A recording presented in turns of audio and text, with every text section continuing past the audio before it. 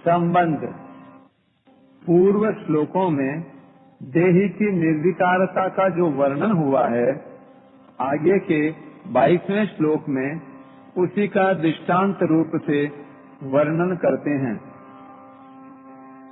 वातांसि जीर्णानि यथा विहाय नवानि गृह्णाति नरोपराणि तथा शरीराणि विहाय जीर्णान्यन्यानि संयाति नवानि देहि।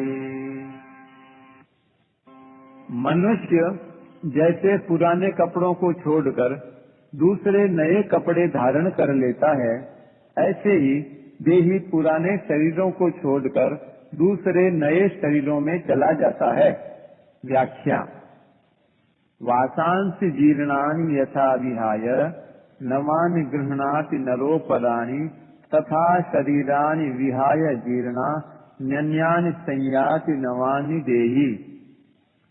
इसी अध्याय के 13वें श्लोक में सूत्र रूप से कहा गया था कि देहांतर की प्राप्ति के विषय में धीर पुरुष शोक नहीं करते। अब उसी बात को उदाहरण देकर स्पष्ट रूप से कह रहे हैं कि जैसे पुराने कपड़ों के परिवर्तन पर मनुष्य को शोक नहीं होता, ऐसे ही शरीरों के परिवर्तन पर भी शोक नहीं होना चाहिए। कपड़े मनुष्य ही बदलते हैं, पशु पक्षी नहीं। अतः यहाँ कपड़े बदलने के उदाहरण में नरह पद दिया है। यह नरह पद मनुष्य योनि का वाचक है और इसमें स्त्री पुरुष, बालक बालिकाएं, जवान बूढ़े आदि सभी आ जाते हैं। जैसे मनुष्य पुराने कपड़ों को छोड़कर दूसरे नए कपड़ों को धारण करता है, ऐसे ही यह देही पुराने शरीरों को छोड़कर दूसरे नए शरीरों को धारण करता है। पुराना शरीर छोड़ने को मरना कह देते हैं और नया शरीर धारण करने को जन्मना कह देते हैं। जब तक प्रकृति के साथ संबंध रहता है, तब तक यह देही पुराने शरीरों को छोड़कर कर्मों के अनुसार या अंतकालीन चिंतन के अनुसार नए नए शरीरों को प्राप्त होता रहता है। यहाँ शरीराणि पद में बहुवचन देने का तात्पर्य है कि जब तक शरीरी को अपने वास्तविक स्वरूप का यथार्थ बोध नहीं होता, तब तक यह शरीरी अनंत काल तक शरीर धारण करता ही रहता है। आज तक इसने कितने शरीर धारण किए हैं, इसकी गिनती भी संभव नहीं है। इस बात को लक्ष्य में रखकर शरीराणि पद में बहुवचन का प्रयोग किया गया है तथा संपूर्ण जीवों का लक्ष्य कराने के लिए यहाँ देही पद आया है। यहाँ श्लोक के पूर्वार्ध में तो जीर्ण कपड़ों की बात कही है और उत्तरार्ध में जीर्ण शरीरों की। जीर्ण कपड़ों का दृष्टांत शरीरों में कैसे लागू होगा? कारण कि शरीर तो बच्चों और जवानों के भी मर जाते हैं।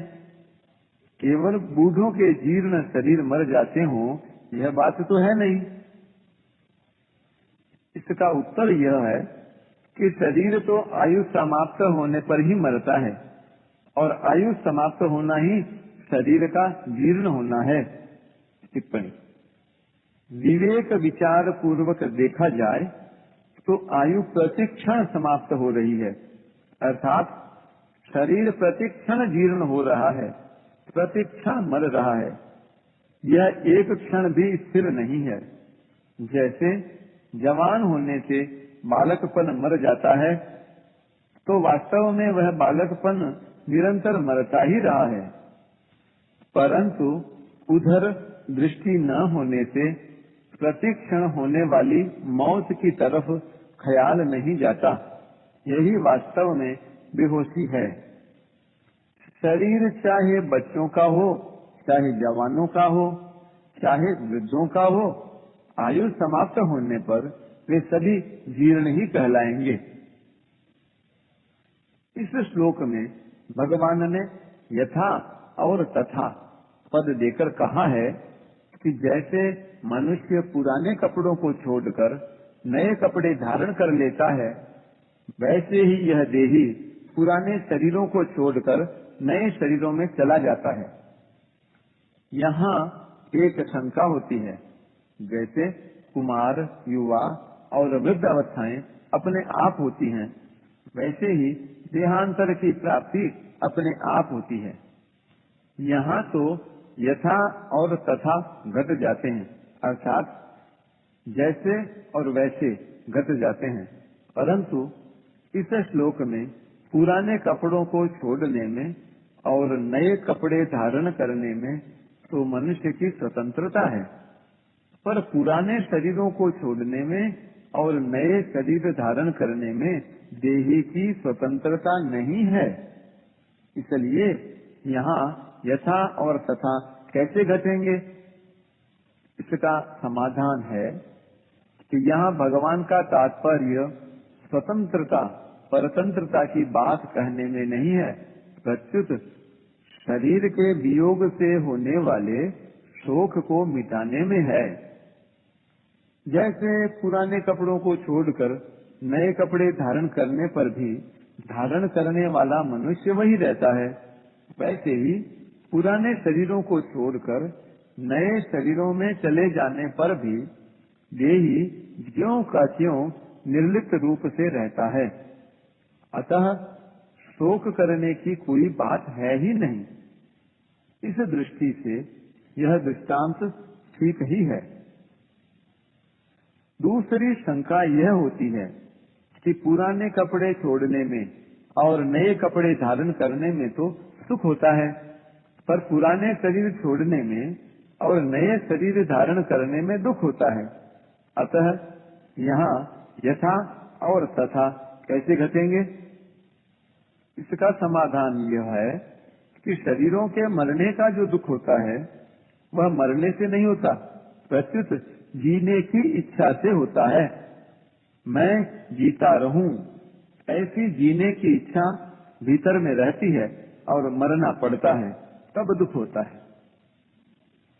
तात्पर्य यह हुआ कि जब मनुष्य शरीर के साथ एकात्मता कर लेता है, तब वह शरीर के मरने से अपना मरना मान लेता है और दुखी होता है। परंतु जो शरीर के साथ अपनी एकात्मता नहीं मानता, उसको मरने में दुख नहीं होता, प्रत्युत आनंद होता है। जैसे मनुष्य कपड़ों के साथ अपनी एकात्मता नहीं मानता, तो कपड़ों को बदलने में उसको दुख नहीं होता, कारण कि वहाँ उसका यह विवेक स्पष्टतया जागृत रहता है कि कपड़े अलग हैं और मैं अलग हूँ। परंतु वही कपड़ों का बदलना अगर छोटे बच्चे का किया जाए, तो वह पुराने कपड़े उतारने में और नए कपड़े धारण करने में भी रोता है। उसका यह दुख केवल मूर्खता से, नासमझी से होता है। इस मूर्खता को मिटाने के लिए ही भगवान ने यहाँ यथा और तथा पद देकर कपड़ों का दृष्टांत दिया है।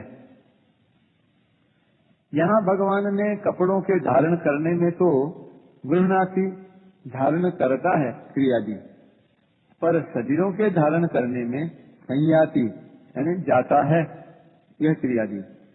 ऐसा क्रिया भेद भगवान ने क्यों किया? लौकिक दृष्टि से बेसमझी के कारण ऐसा दिखता है कि मनुष्य अपनी जगह रहता हुआ ही कपड़ों को धारण करता है और देहांतर की प्राप्ति में देही को उन देहों में जाना पड़ता है। इस लौकिक दृष्टि को लेकर ही भगवान ने क्रिया भेद किया है। विशेष बात, गीता में येन सर्वमिदं ततं नित्यः सर्वगतः स्थाणुः आदि पदों से देही को सर्वत्र व्याप्त, नित्य, सर्वगत और स्थिर स्वभाव वाला बताया। तथा संयासी नवानी देही शरीरम यद वापनोति आदि पदों से देही को दूसरे शरीरों में जाने की बात कही गई है। अतः जो सर्वगत है, सर्वत्र व्याप्त है, उसका जाना आना कैसे? क्योंकि जो जिस देश में न हो उस देश में चला जाए तो इसको जाना कहते हैं, और जो दूसरे देश में है वह इस देश में आ जाए तो इसको आना कहते हैं। परंतु देही के विषय में तो ये दोनों ही बातें नहीं घटती। इसका समाधान यह है कि जैसे किसी की बाल्यावस्था से युवावस्था हो जाती है तो वह कहता है कि मैं जवान हो गया हूँ, परंतु वास्तव में वह स्वयं जवान नहीं हुआ है, प्रत्युत उसका शरीर जवान हुआ है। इसलिए बाल्यावस्था में जो वह था, युवावस्था में भी वह वही है, परंतु शरीर से तादात्म्य मानने के कारण वह शरीर के परिवर्तन को अपने में आरोपित कर लेता है।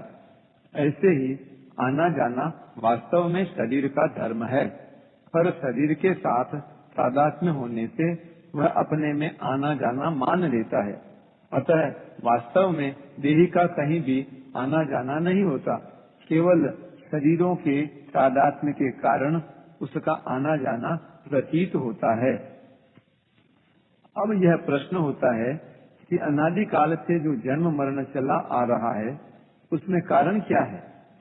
कर्मों की दृष्टि से तो शुभाशुभ कर्मों का फल भोगने के लिए जन्म मरण होता है।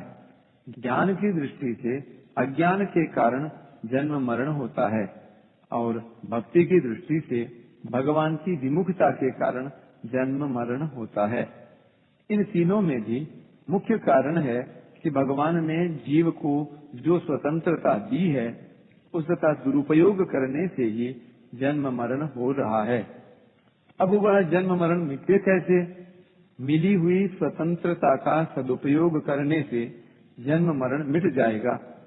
तात्पर्य है कि अपने स्वार्थ के लिए कर्म करने से जन्म मरण हुआ है, अतः अपने स्वार्थ का त्याग करके दूसरों के हित के लिए कर्म करने से जन्म मरण मिट जाएगा। तात्पर्य है कि अपने स्वार्थ के लिए कर्म करने से जन्म मरण हुआ है, अतः अपने स्वार्थ का त्याग करके दूसरों के हित के लिए कर्म करने से जन्म मरण मिट जाएगा। अपनी जानकारी का अनादर करने से जन्म मरण हुआ है। टिप्पणी: अपनी जानकारी का अनादर करने का तात्पर्य है कि हम जितना जानते हैं उसके अनुसार कार्य न करना। जैसे सत्य बोलना ठीक है, झूठ बोलना ठीक नहीं, ऐसा जानते हुए भी स्वार्थ के लिए झूठ बोल देते हैं। कोई हमें सुख देता है तो अच्छा लगता है और दुख देता है तो बुरा लगता है। ऐसा जानते हुए भी अपने सुख के लिए दूसरों को दुख देते हैं। ऐसे ही हम जानते हैं कि शरीर आदि सब जाने वाले हैं, रहने वाले नहीं हैं, फिर भी इनमें मोह ममता करते हैं। यही अपनी जानकारी का अनादर है। अतः अपनी जानकारी का आदर करने से जन्म मरण मिट जाएगा। भगवान से विमुख होने से जन्म मरण हुआ है, अतः भगवान के सम्मुख होने से जन्म मरण मिट जाएगा। परिशिष्ट भाव: मनुष्य नई नई वस्तु चाहता है तो भगवान भी उसको नई नई वस्तु, शरीर आदि सामग्री देते रहते हैं। शरीर बूढ़ा हो जाता है तो भगवान उसको नया शरीर दे देते हैं। अतः नई नई इच्छा करना ही जन्म मरण का हेतु है। नई नई इच्छा करने वाले को अनंत काल तक नई नई वस्तु मिलती ही रहेगी। मनुष्य में एक इच्छा शक्ति है, एक प्राण शक्ति है। इच्छा शक्ति के रहते हुए प्राण शक्ति नष्ट हो जाती है, तब नया जन्म होता है। अगर इच्छा शक्ति न रहे तो प्राण शक्ति नष्ट होने पर भी पुनः जन्म नहीं होता। कोई भी दृष्टांत केवल एक अंश में घटता है, सर्वथा नहीं घटता।